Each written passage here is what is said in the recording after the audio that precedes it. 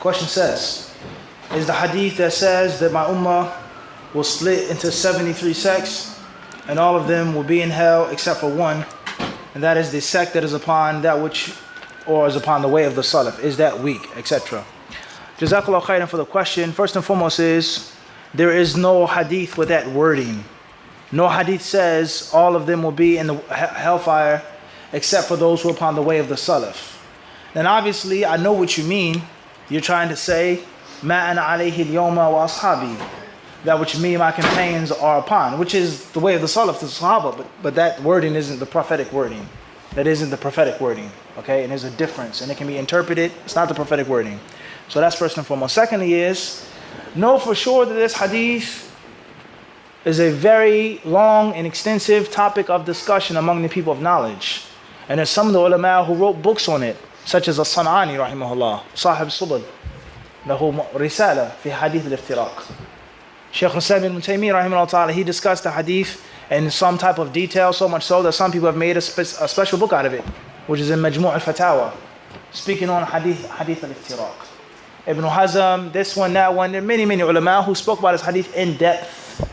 And the summary of their discussions can be broken down into the following points. Number one, those that deal with the authenticity of the hadith. Is the hadith authentic as a whole or weak? Is the hadith authentic as a whole, but certain parts and additions are weak? Moving away from the authenticity, the meaning of the hadith and the problematic issues that are mentioned in this hadith. All of the Muslims will burn in hell except for a small, minute number. Many of the ulama, they say that's problematic. How can most of the ummah of Muhammad be destined to hell? That's problematic. And then there are other ulama who say that the hadith is authentic bil jumla, in general. Certain additions are more authentic than others, such as hiya al jama'ah. Hadith that says they will be kulluha halika, they'll be destroyed. Or one version may say kulluha fil nar illa wahida, and the one that will be saved, he says hiya al jama'ah. It is the jama'ah. And they say that is more authentic than the part that says ma ana alayhi al-yawma wa ashabi, that which me and my companions are upon today. Even though they do not differ on that part of the hadith being authentic with regards to its meaning. Even if its chain is weak, there's no difference of opinion of the validity of the meaning of that part of the hadith. The saved sect will be that which upon, or that which me and my companions are upon today. Before bid'ah, before fighting, before the thirst and the greed for the dunya, before imitating the kuffar, I wanted to look like the kuffar, before becoming cowardly and fearful of the kuffar, etc. So that's correct. No, one way or another. Am I clear this? So I know many of you, you're looking at with like strange faces. Perhaps it's the first time you ever heard this. I've never even thought or heard that the hadith could even possibly be weak, considered to some scholars. And there are reasons behind that.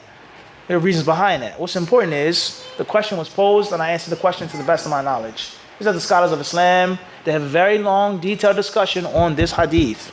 Some of them deal with the level of authenticity as a whole. Some deal with the level of authenticity partial. And some deal with the actual fiqh al-hadith. And then obviously even more problematic is what is the jama'ah? And what is that which my companions are upon, my companions are upon today? Okay? Or another issue, it was very problematic today. The Muslims, who is considered Ahlul Sunnah wal Jama'ah? Is Ahlul Sunnah wal Jama'ah only the dawah group that say that we're Salafis, dawah to Salafi and Nahnu Salafiyun? Or is from Ahlul Sunnah wal Jama'ah the other Muslims that have the general belief of the Quran and the Sunnah, such as Jama'at al-Tabligh and Ikhwan al-Muslimun, and such as Sufis? Do they have mistakes and errors with them? There's no question about that. Every dawah group has mistakes. Every dawah group, every modern dawah group has something that they're practicing from the deen and something that they're totally neglecting and abandoning from the deen.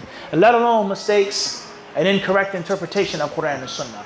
Every dawah group has some type of strength and some type of what? Weakness. And we never said Ahlul Sunnah, we said dawah group. We said modern, what?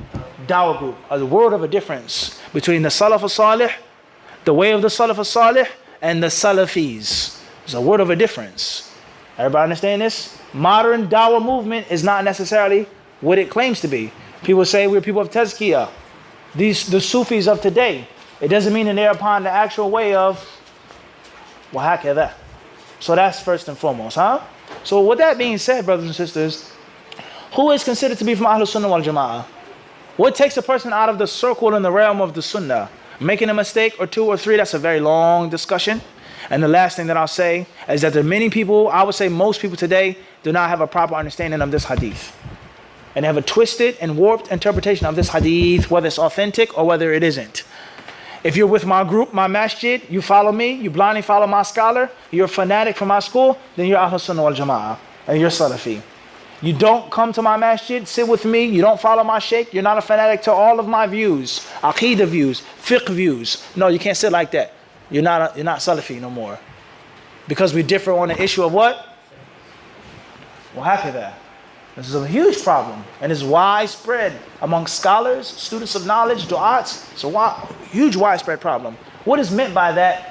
Ahlul Sunnah, huh? Orthodox Islam versus non-Orthodox Islam. Shia, Rafida. It's a very, very, very long discussion, huh? Which we do not have the time to get into right now. Perhaps b'idhnillahi ta'ala, we can have a separate lecture or lecture series on it because it's important. But what I want to mention now is just beware of being a fanatic and you holding the keys to the door of the Sunnah. You let anyone in you want. And you kick anyone and keep out that you want. Because of trivial issues and fiqh issues. That's incorrect. Okay? You're not wearing a white thobe, so that's a khata. So you're not Salafi. You're not calling to Quran and Sunnah. You're not upon the truth. Don't benefit from him. Don't listen to him. So and so because you're not wearing a white thobe. It's the attitude of many people today. Or last but not least, brothers, for argument's sake, Brother Lutfi made a mistake. Fi'lan akhta. He made an error. What does that mean? All of the years he was overseas, the books he wrote, the class that he gave, they are now useless and baseless. Discard them, get rid of them. By Allah, I ask you, is that from common sense? Forget the text of Quran and Sunnah. Is that from common sense? For someone to spend 20, 30 years teaching Quran and Sunnah and they make a mistake and they go against someone. Now everything that he wrote and said is useless. And not only does that go against common sense, but what happens when a table is turned around against you, as we see clearly today? We mentioned this before with regards to an oppressive bully. One day, the lion will eat this bull. And if it isn't stopped in its transgression, the next day the lion will become hungry again. And then know for sure a time will come in which that lion will what? Unleash its powerful jaws upon. And history has taught us that. He's a deviant for this issue, for that issue, no problem. Everyone jumps against him, abandons him. 10 years go by, then it's now your turn. And the closest one to me, Abdul Wadud, now I forsake you. You're this, you're that, you have no proof, you have no evidence, so on and so on and so forth. But 10, 20 years ago, you were a mountain. It happens. So we have to be very careful with this, brothers and sisters. And Allah knows best.